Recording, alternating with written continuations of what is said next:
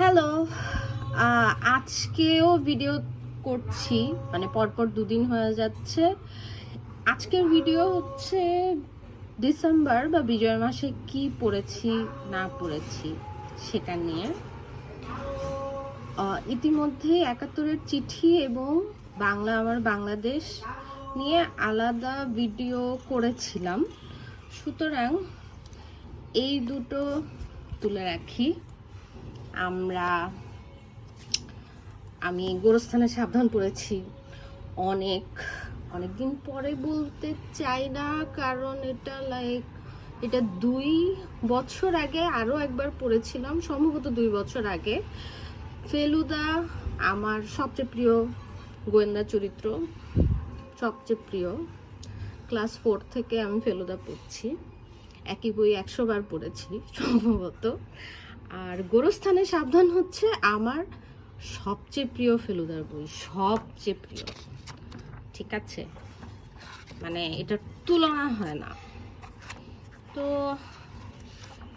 যারা এখনো পড়েনি, আমার মনে হয় সবাই পড়ে ফেলেছে।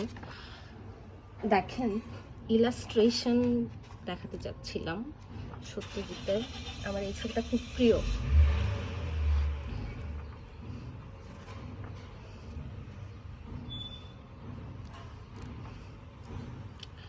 আরো একবার পড়া হলো,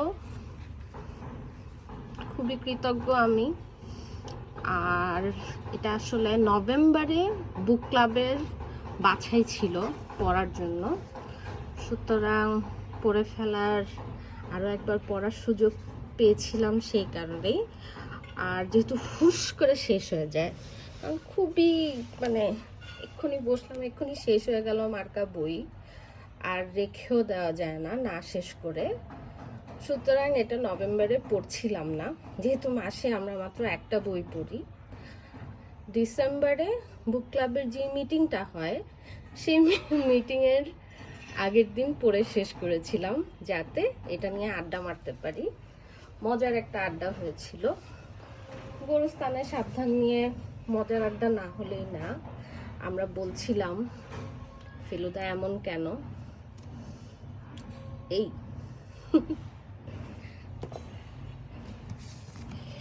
এরপরে আমি নির্বাসন পড়লাম। নির্বাসন হচ্ছে সেই বইগুলোর মধ্যে একটা, যেটা ধরেন হুমায়ুন আহমেদের বই কিন্তু পড়া হয়নি, এবং এটা খুবই রেয়ার ব্যাপার যে ওনার কোন একটা বই আছে দুনিয়াতে সেটা আমি পড়ি নাই, সেটা সংখ্যা খুবই কম।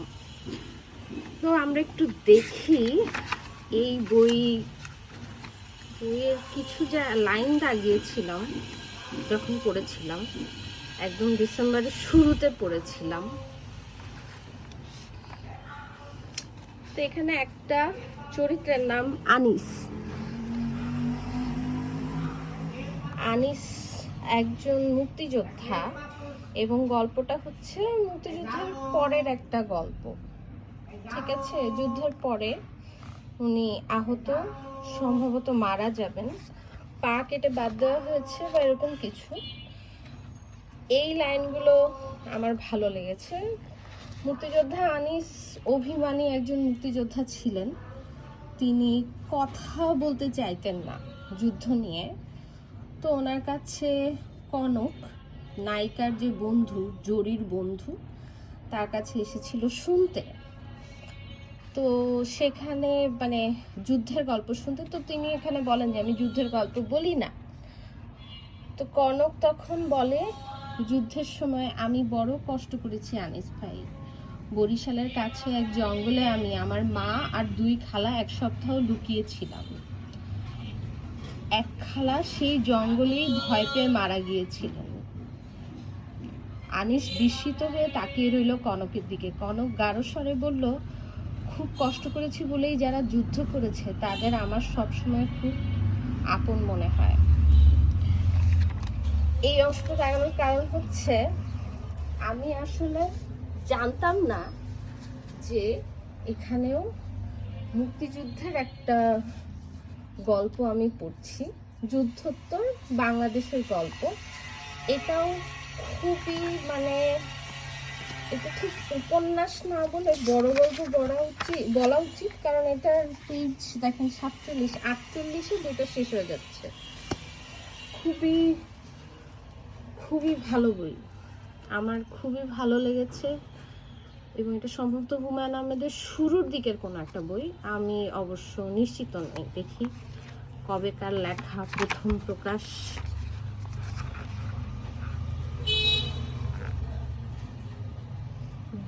প্রথম অন্বেষা সংস্করণ 2009। অন্বেষা সংস্করণ যদি 2009 হয়, তার আগে নিশ্চয়ই অনেক আগের বই মনে হয়েছে পড়ার পরে, অন্তত লেখার ধরনের কারণে।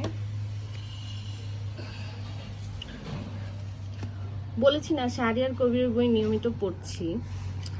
হারিয়ে যাওয়ার ঠিকানা আউট অফ প্রিন্ট ছিল, কারণ আমি খুঁজছিলাম, পাচ্ছিলাম না। এরপরে আবার অর্ডার করলাম ইচ্ছা করে, মনে করেছিলাম যে পাবো না। কিন্তু মজার বিষয় হচ্ছে এই বই, খেয়াল করেন, দ্বিতীয় সংস্করণ ফেব্রুয়ারি 2025, 99 সালে প্রথম পড়ে, তো 2025 ফেব্রুয়ারি কিন্তু আসে নাই এখন। আমার ধারণা এই বইকে আবার দ্বিতীয় সংস্করণে আনা হচ্ছে বইমেলায়। আশা করি সবাই পড়তে পারবে।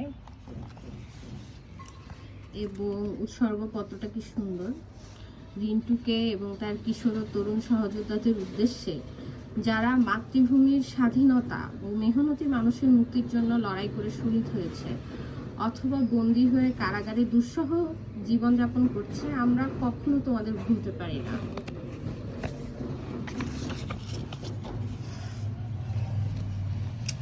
এই জায়গাটা আমার প্রিয়, খুবই প্রিয়। আমাদের এমন সব বই দরকার যা থেকে প্রয়োজনীয় আন্তর্জাতিকতাবাদী ধারায় ছেলেরা অনুপ্রাণিত হবে। ঠিক আছে। রূপকথা অনেক সময় ছোট্ট মিষ্টি, ছোটদের গল্পের চেয়ে অনেক বেশি গুরুত্বপূর্ণ কথা বলে। আঙ্গিকের প্রশ্নটি বড় নয়, আসল হলো বিষয়। আমি যদিও নাদেজা স্ক্রুপস্কায়াকে চিনি না, কিন্তু এই পুরো কথাটা আমার খুব পছন্দ হয়েছে, খুবই পছন্দ হয়েছে। মানে শুরুতে এরকম একটা কথা দিয়ে বইটা শুরু হয়।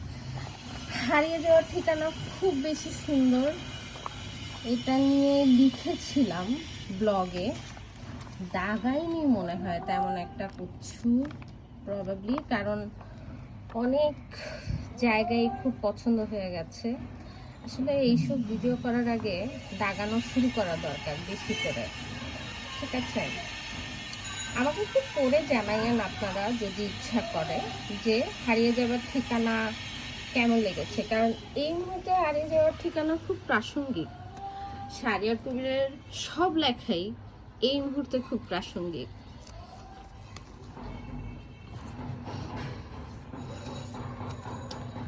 আমার নাটক কম পড়া হয়েছে, খুবই কম।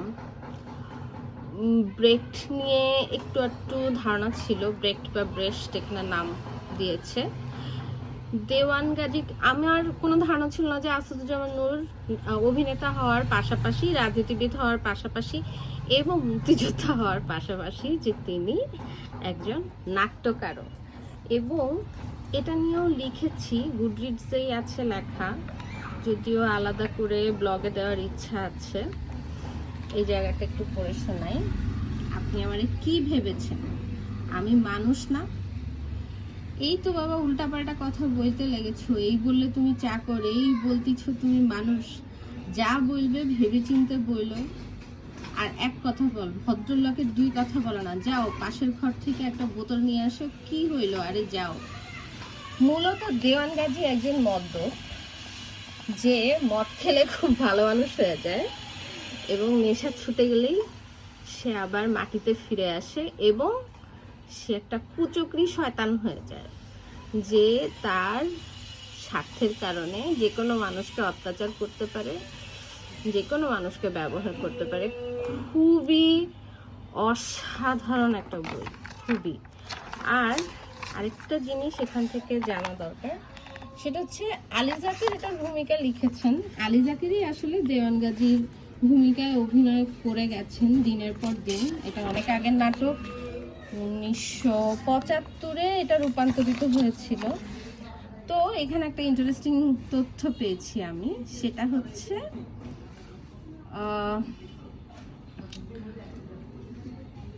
নাটকটি আমাদের কাছে অত্যন্ত হৃদয়গ্রাহী বলে মনে হলো, অতএব আমরা নূরকে অনুরোধ করলাম নাটকটি রূপান্তর করতে। ইংরেজিতে একটি বাক্য আছে, দ্য রেস্ট ইজ হিস্ট্রি। সেই পুঁটিলার রূপান্তর হচ্ছে দেওয়ান গাজীর কিস্সা। দেওয়ান গাজীর কিস্সা এখন ইতিহাস। বাংলাদেশে নিয়মিত মঞ্চায়িত নাটকের মধ্যে সর্বাধিক মঞ্চায়িত হয়েছে দেওয়ান গাজীর কিস্সা। নূরই নির্দেশনা দিয়েছেন নাটকটির এবং নাম ভূমিকায় অভিনয়ের জন্য সে আমাকে সুযোগ করে দিয়েছে। আমি অত্যন্ত কৃতজ্ঞ এ ব্যাপারে নূরের কাছে, কেননা এটি আমার অভিনয় জীবনে একটি মাইলস্টোন। এই নাটক এত সাবলীলভাবে রূপান্তরিত হয়েছে যে তা আমরা যারা কুশীলব অথবা দলের সদস্য তাদের বলার অপেক্ষা রাখে না। দর্শকই সেটা বলেন, পলে পলে অনুধাবন করেন এবং হলে বসে প্রতিক্রিয়া ব্যক্ত করেন। আমার সারা জীবনে দুঃখ থাকবে যে আমি কখনো দেওয়ান গাজীর কিস্সা আলী জাকেরকে দেওয়ান গাজীর দেওয়ান গাজীর ভূমিকায় আলী জাকেরকে কখনো মঞ্চে দেখতে যাই নাই। চলে গেছেন উনি, আর আসাদুজ্জামান নূরকেও আর দেখা হবে কিনা ঠিক জানি না।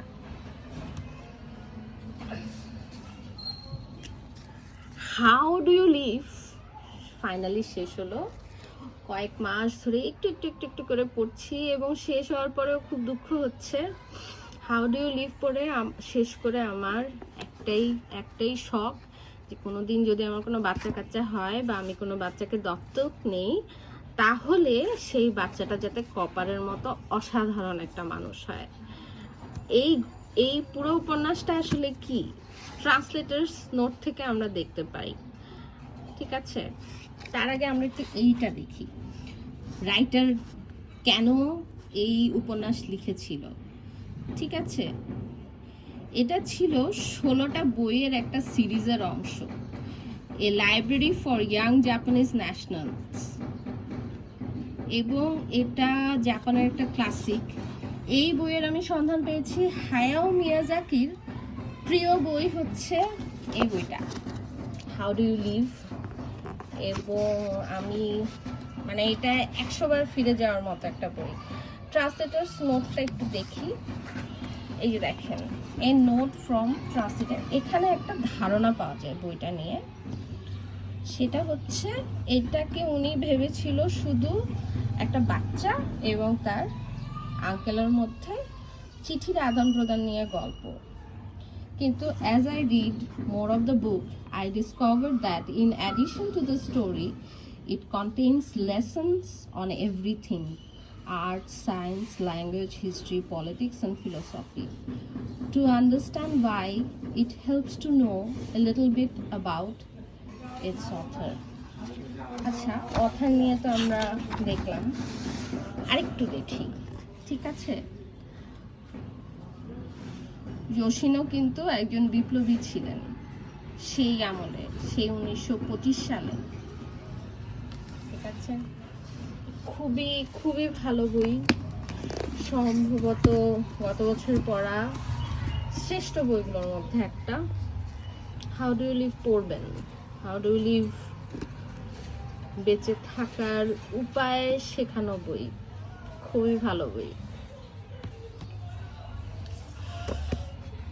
আমি বুকশপ থিমড বই এখনো পর্যন্ত এটা সহ 2টো পড়লাম। এটা একটা গিফট। এই বইটা আমার ভালো লেগেছে, খুবই সহজ সরল উপন্যাস এবং এমন একটা পরিবার নিয়ে গল্প। পরিবার বলতে হচ্ছে এটা আসলে এক্সটার্নাল ফ্যামিলি, পরিবার নিয়ে গল্প যে মোরিসাকি বুকশপ ওন করে। এবং তাকুকো সম্ভবত নাম, মূল চরিত্র। খুব দুঃসময়ে মোরিসাকি বুকশপে গিয়ে বই জিনিসটাই এক অর্থে আবিষ্কার করে এবং আস্তে আস্তে তার জীবন কি এই কারণে পাল্টে যায় জানি না আসলে। ডেজ অ্যাট দ্য মোরিসাকি বুকশপ আমাকে হুমায়ুন আহমেদ, মোহাম্মদ জাফর ইকবাল, সুনীল, শীর্ষেন্দু, সমরেশ এদের কথা মনে করায়। এখন আমরা যে জাপানিজ এবং কোরিয়ান হিলিং ফিকশন পড়ছি, এগুলো আসলে আমাদের দেশে যাদের নাম বললাম বা ওপার বাংলার যাদের নাম বললাম তারা লিখে গেছেন, সেগুলো পড়ে বড় হয়েছি। কিন্তু এই বইটা পড়ে এই জিনিসটা আবিষ্কার করেই বরং বেশি ভালো লেগেছে যে মানুষ আসলে এই ধরনের গল্পে ফিরে যেতে চায়, আর মানুষ একটু শান্তি চায়। তো days at the Morisaki book shop পড়বেন, পড়ে আশা করি আপনাদের খুব ভালো লাগবে। খুব সুন্দর এবং কিউট একটা বই। বিজয়ের মাসে আমি ফিরে গিয়েছিলাম আমার সবচেয়ে প্রিয় বইগুলোর মধ্যে একটা, মোহাম্মদ জাফর ইকবালের আমার বন্ধু রাশেদ। আমার বন্ধু রাশেদ আসলে কয় হাজার বার পড়া হয়েছে সেটা আমি জানি না, এবং বেশি পড়ার কারণে আমার মনে হয় আমার সিনেমাটা অত ভালো লাগেনি। কিন্তু সিনেমাটা অনেকেই দেখেছে, অনেকেরই খুব প্রিয়, তো সেদিকে যাচ্ছি না। এবং আচ্ছা, এই বইয়ের ইলাস্ট্রেশন কভার সব চেঞ্জ হয়েছে ছোটবেলার তুলনায়, এবং খুব মানে ভালোই হয়েছে। আগের বইতে কখনোই ইলাস্ট্রেশন ছিল না, এটাতে দারুণ দারুণ সব ইলাস্ট্রেশন আছে। যাদের পড়ার ইচ্ছা তারা পড়বে। ইবুর অভিজ্ঞতা দেখেন। আমি আবার ট্রিগার টেনে ধরলাম, ভয়ঙ্কর শব্দ করে আবার মেশিন গানটা থরথর করে কাঁপতে লাগলো।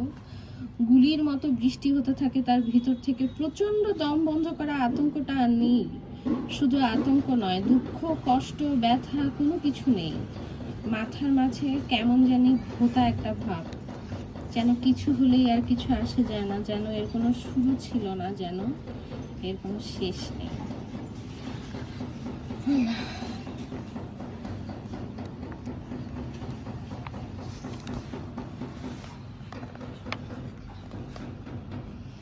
এটা হচ্ছে দেশ আর দেশের স্বাধীনতা, মিলিটারি আর মুক্তিবাহিনী, বেঁচে থাকা আর মরে যাওয়া।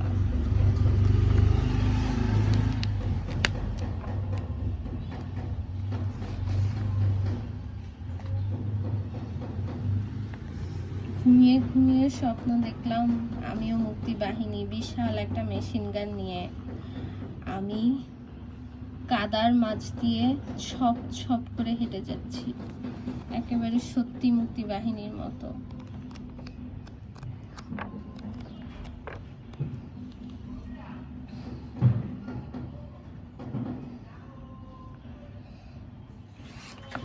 পাকিস্তানের মন্ত্রী ছিল তো, স্বাধীন বাংলা একেবারে সহ্য করতে পারে না। তুই যদি কানের কাছে গিয়ে বলিস জয় বাংলা, দেখবি সব চুলার দাঁড়িয়ে যাবে রাগে।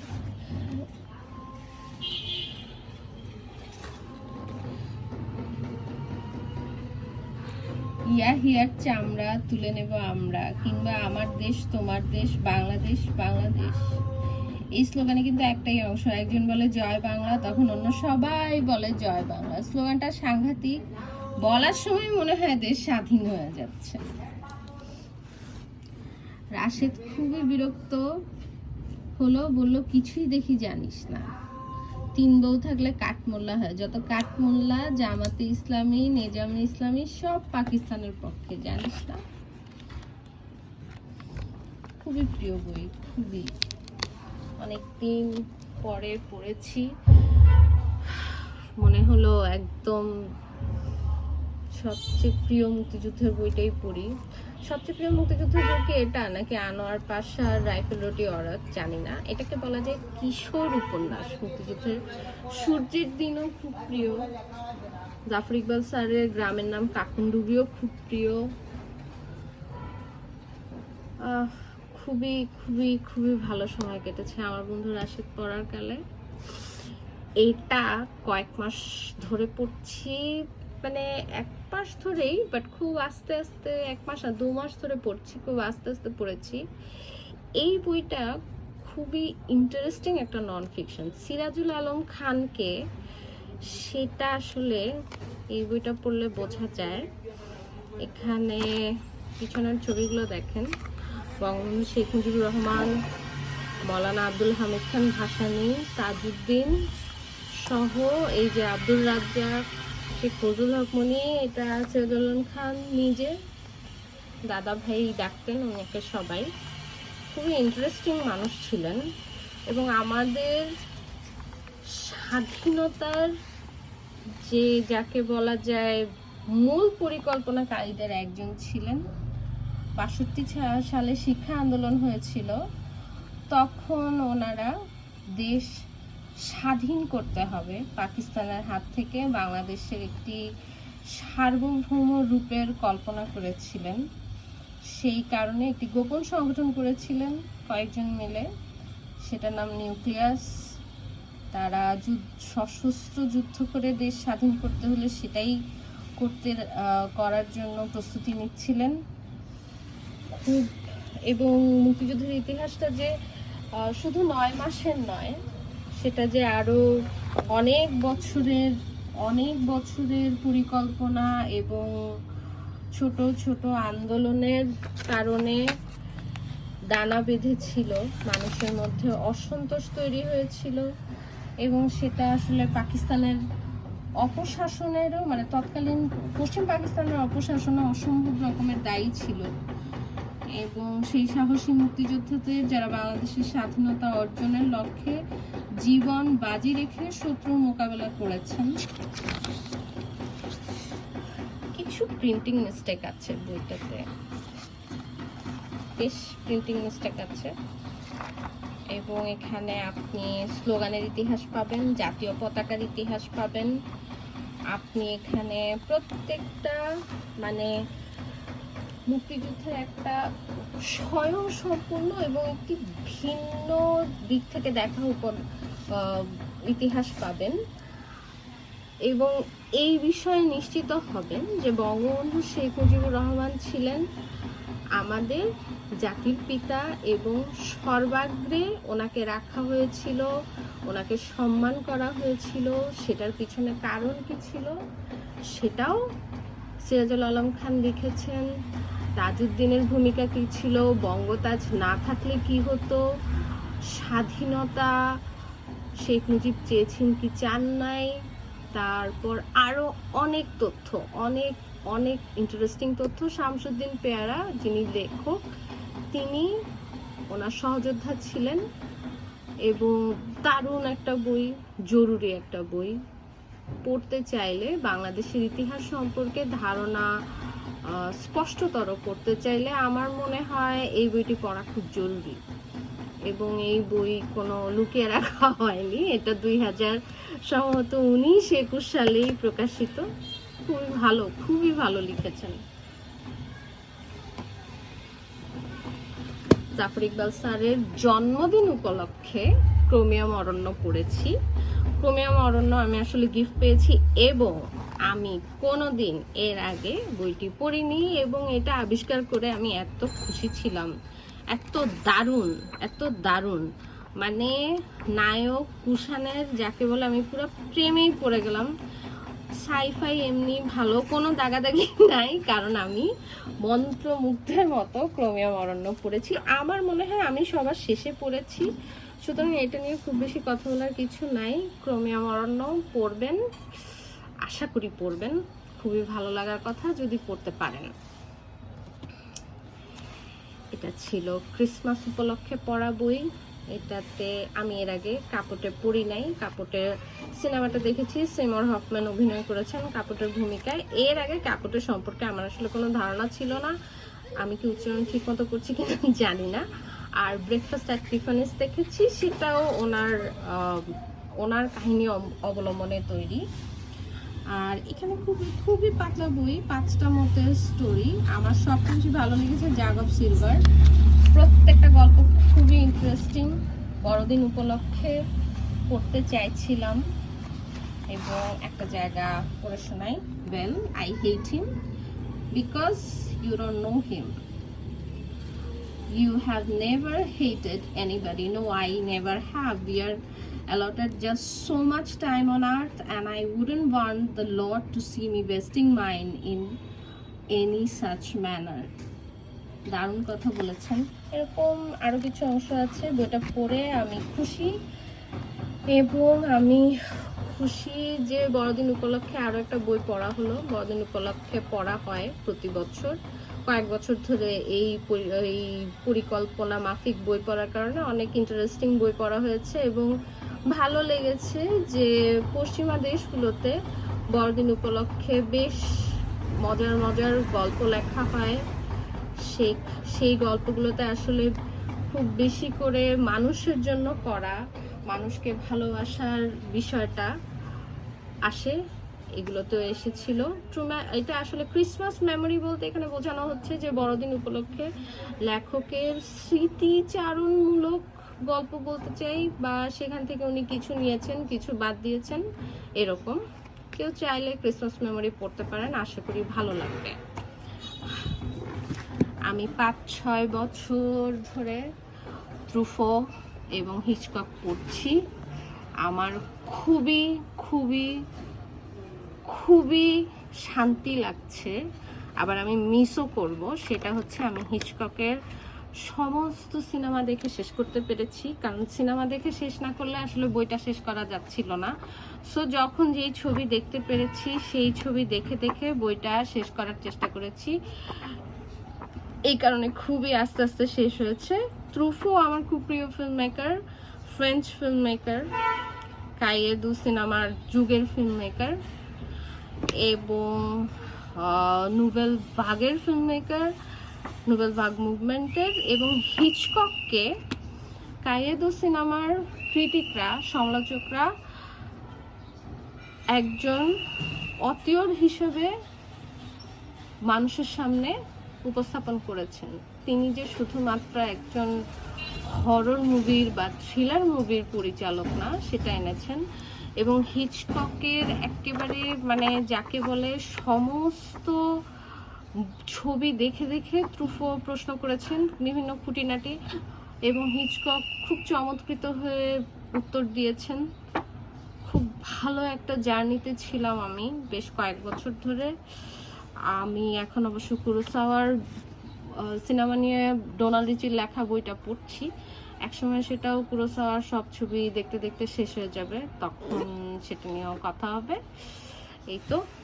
এই ছিল ডিসেম্বরের পড়া। ডিসেম্বরে যেসব বই শেষ হয়েছে সেসব বই নিয়ে ছিল এই ভিডিওটা। আশা করি আপনাদের ভালো লাগলো। আমরা এখন তাহলে গেলাম। থ্যাংক ইউ এতক্ষণ ধরে আমার কথা শোনার জন্য।